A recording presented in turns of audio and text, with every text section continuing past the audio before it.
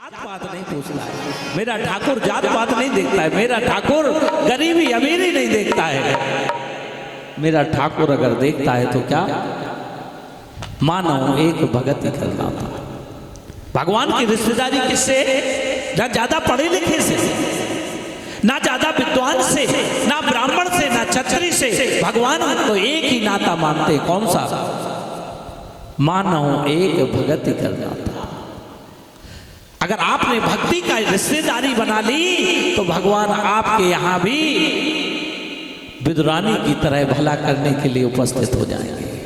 लेकिन विदुरानी का स्वभाव तो लाइए, विदुर जी जैसा दिल तो रखिए। आपके यहां भी आज भी वो गोविंद आएगा और आपके यहां भोजन करेगा, अगर आपने हृदय को शुद्ध कर लिया तो आज आएगा। सुखदेव जी कहते, राजन मैत्रेय मुनि बोले, आज इस गरीब की कुटिया में आकर के भगवान ने कल्याण किया। सारी सृष्टि जिस परमात्मा के लिए रात दिन भजन पूजन करती है, यज्ञ करती है, ऋषि मुनि तपस्वी ध्यान करते हैं, आज वो जो ध्यान में, योगियों के ध्यान में आता है, आज साक्षात विदुर जी के यहाँ पर भोजन कर रहा है। क्यों? विचार करिए, भगवान हमसे दूर नहीं है। भगवान तो आने को घूमता है, आपके पास ये सन्निकट है, लेकिन भगवान के लिए तो हमने दीवार खड़ी रखी है, काम की, क्रोध की, लोभ की, मोह की, अहंकार की। और जिस दिन आप सरल बन जाओगे, जिस दिन भी आप सरल बन जाओगे, भगवान अपने आप आपके हृदय में प्रकट हो जाएगा। सरल होने की देरी है, लेकिन सरल होना ही कठिन है। आज के युग में व्यक्ति का सरल होना ही कठिन है। सब कुछ बन जाता है लेकिन सरल नहीं बन पाता।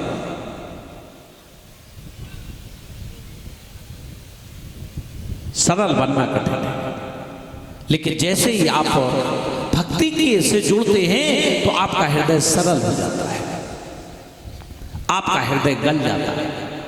क्योंकि जो भक्ति में लग जाता है उसी का हृदय गलता है। और वो गलता क्यों है? क्योंकि भगवान के दिन रात चिंतन में उसका हृदय जब लग जाता है तो वो दिन रात अपने काम को, क्रोध को, मोह को खत्म करने लग जाता है, और भगवान जो है उसके धीरे धीरे सन्निकट आता जाता है। इसलिए गोविंद को अगर चाहते हो तो सरल हो जाओ, झूठ कपट को छोड़ दीजिए। गोविंद आपके पास में है, दूर नहीं। आज भगवान ने विदुर जी का जीवन धन्य किया है। अवतारों में भगवान ने 12 का रूप धारण किया। आप लोग सभी कथा को सुनते, भगवान ने सूकर का रूप धारण किया। इसका भी एक विचित्र कारण है। कश्यप महाराज की 13 पत्नियां थे, उनमें दिति सबसे बड़ी थी। एक दिति ने कश्यप से कहा, मेरी सभी बहनें पुत्रवती हैं, मुझे भी पुत्र होना चाहिए। इस प्रकार संतान की कामना की। कश्यप ने कहा, देवी यह समय साया काल का है।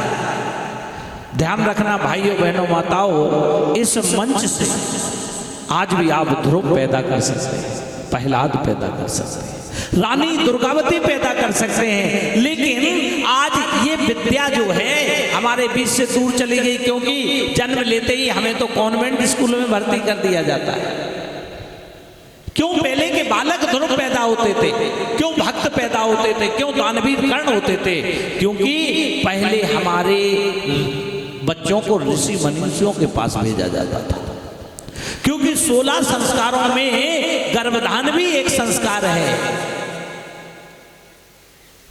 आज दिति कह रही है, शाम को गई, बोले महाराज हमें तो पुत्र की कामना है आपसे।